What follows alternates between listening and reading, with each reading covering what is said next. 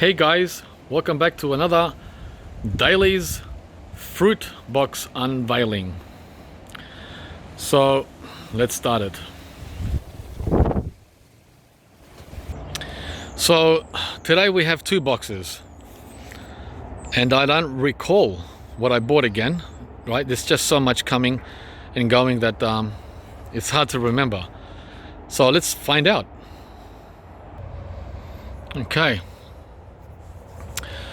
Quite a few trees here this time. Wow, looks like around 10 trees. Let's get closer. All right, had to be careful with these. They were like jam-packed tightly together, and one wrong pull could have damaged the other trees.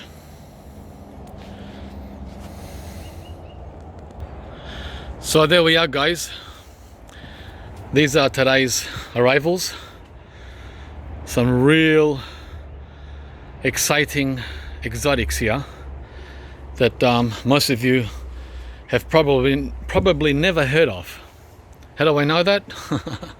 Because I had never heard of them only a year or two ago. So let's get started.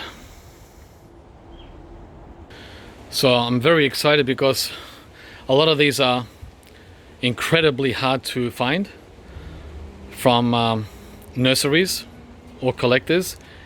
You would have to scour the internet and also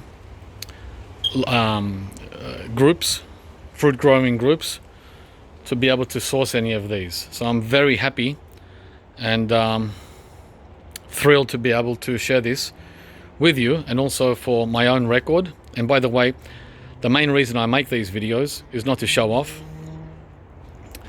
but the main reason is as a document for my own record, and also to inspire you guys to go beyond the regular mainstream fruit trees.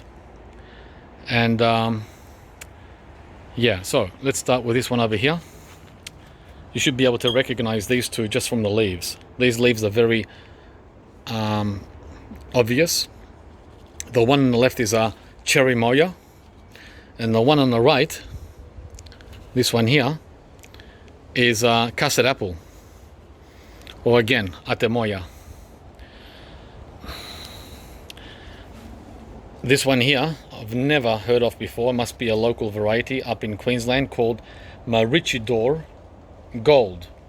Riccidor, guys, is a location in Australia in the subtropics near the popular tourist town of Noosa Heads. So I've never seen this variety before, but it seems to be a local up there. I've always wanted to increase my custard apple collection.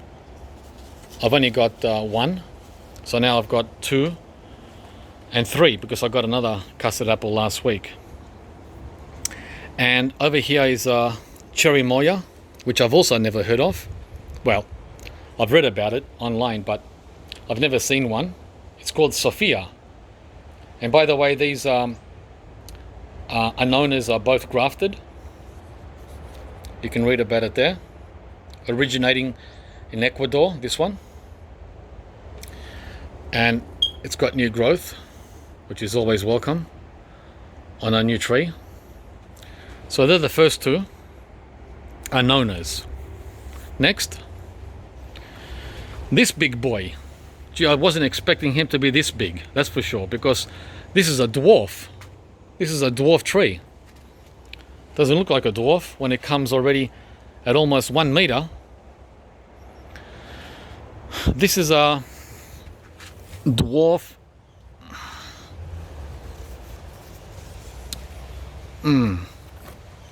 Ambarella, not umbrella, Ambarella. So now I've got both the regular Ambarella and the dwarf one. So excited to get these guys to fruit here in Melbourne. And well, it's just a matter of time, right? I heard this one is a quick grower, faster than normal.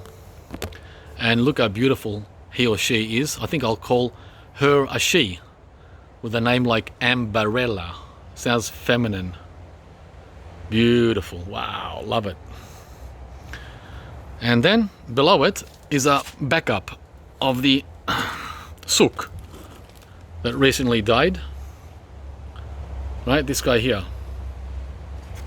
It's another pitomba. So I learnt my lesson. See how I learnt my lesson, guys? It didn't like being in the hot sun. The summer sun killed it. It got scorched and fried. So this time, we're gonna keep the pitomba out of the sun, in the shade. So that won't happen again.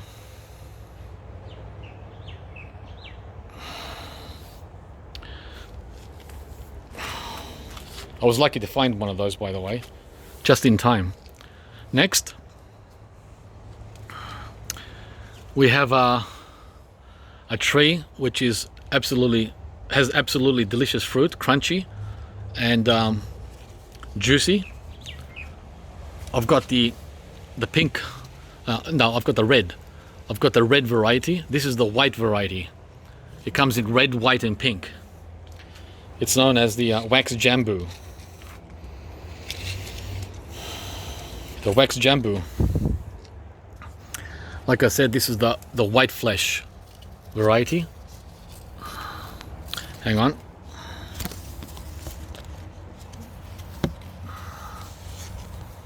There you go.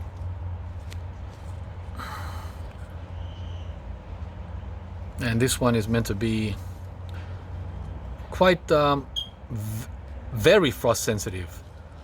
Very. So it's going to be a challenge to keep him alive through winter, but we can do it, guys. We can do it. Wax jambu. Next is this guy. I never expected to ever have one of these. This is like the most elite of the true tropicals, and it will never fruit here in Melbourne. The wax jambu has got a chance. Actually, all of these have got an excellent chance of fruiting, but this one will never fruit, guaranteed. It's up there with coconuts and durian. But I bought it as a novelty. Why not? Why not, guys? Just for fun. See how long it lasts. It's known as the Mangosteen. Many people don't know what this is, but it's known as the queen of fruit. And the king of fruit is durian, right? Which we also can't get fruit from here in Melbourne. Not even keep the tree alive. So this is frost sensitive. But like I said, for fun. This is just for fun. I was just happy to be able to score one. Right? The pretty Mangosteen. There's a purple variety, this one here. And what other variety was there? There's one other variety, I can't remember right now. Next is this guy here. Actually, two of him. Two of these trees. Right? Two twins, because you need a pollinator. You need 2 or 3 of these for cross-pollination, so I had to get 2. I don't like getting 2 or 3. Prefer to get 1 to keep the numbers down, but I didn't have any choice in the matter. This is called imbi. The imbi tree from Africa. Looks like the ink has worn out there, so it's not all there. And this is very sensitive also to frost, so wish me luck on this one too. It's also known as the African Mangosteen, I believe. Let's have a look if the other label comes out. I just pause it. Okay, this label is also faded. So this will be very interesting to get the purple mangosteen and the 2 imbi plants alive through winter. Good news on this one, it's getting new growth. Look at that. I can't say that Melbourne's weather was responsible for this because it just arrived today. Let's see if I can keep this guy alive and pushing out new growth in winter. Yeah, right. The aim, guys, is to keep this alive, not to see it thrive. And lastly, this guy here, who doesn't look his best, but maybe that's his pattern when he's young, because he's getting new growth coming right here on the tips. See that? So that's got to be good.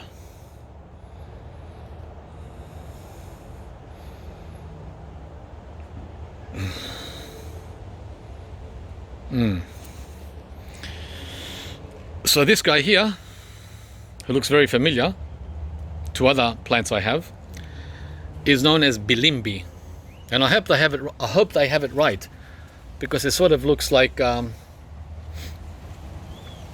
few other trees, like I said. And one of my other YouTube friends here in Melbourne also scored a bilimbi last week. Looks like we got it from the same batch. So 2 pioneers side by side here in Melbourne trying to grow bilimbi in the weeks and months ahead. There you go, guys. That's today's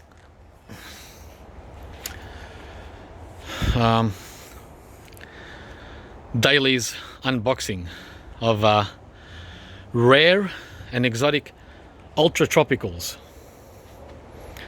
And by the way, this will probably be the last, most likely be the last Daleys package that I receive for summer. Today's the first day of autumn. It's March. And oh, I forgot this little package down here. Let's check that out. Alright guys, this one here is a cactus. Again, I had to get 2 of them for pollination, although there's conflicting information online that you don't need 2. There's a camp that says you do, there's a camp that says you don't. So instead of wasting my time growing 1, I got 2. It's the apple cactus. Hang on. Let's pull it out of the box.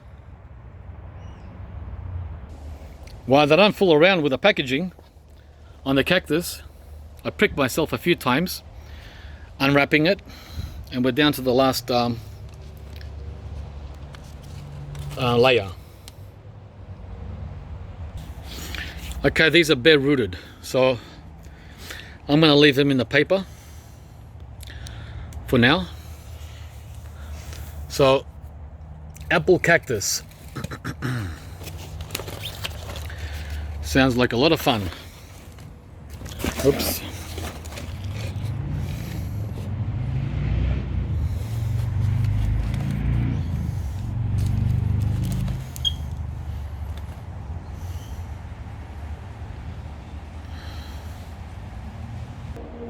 So guys, that's the video for today. The final unveiling of Daleys Summer 21. Hope you enjoyed the video. I'm gonna go and get these guys something to drink, some water, and let them recover from their trip from the tropics. Keep them in the shade. We're gonna get cloudy weather all week, so perfect. This is perfect timing. And next weekend it's going to be back into the 30s, around 29-30 Celsius, just in time to put them in new pots out into full sun. Well, not the pitomba. That pitomba's never going to see sunshine. Never. You little sook. And We'll catch you from the next video.